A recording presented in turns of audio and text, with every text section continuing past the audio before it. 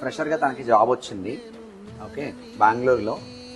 So తను వచ్చి 2019 pass out. తను డిగ్రీ చేశాడు.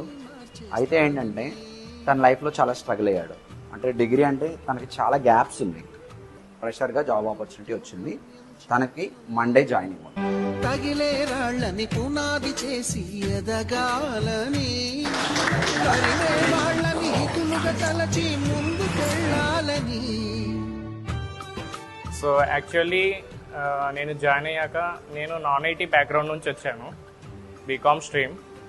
బట్ పెగా అనేది టూల్ నాన్ కోడింగ్ ప్లాట్ఫామ్ అని తెలుసుకొని వచ్చాను. First of all Pega course అయిపోగానే కాకుండా నెక్స్ట్ మళ్ళీ మాక్ ఇంటర్వ్యూస్ ఇచ్చాను. మాక్ ఇంటర్వ్యూస్ ఇచ్చి పోస్ట్ ట్రైనింగ్ కూడా జాయిన్ అయ్యాను.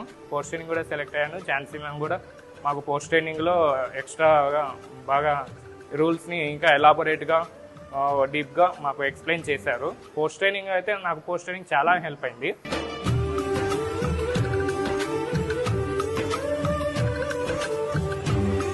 పటితులార భ్రష్టులార రాధా సర్పదష్టులారా, దగాపడిన తమ్ములార ఏడవకండి. జగన్నాథ రథచక్రాలు వస్తున్నాయి. రథచక్రపు ప్రళయ దోషం భూమార్గం పట్టిస్తాను, భూకంపం పుట్టిస్తాను.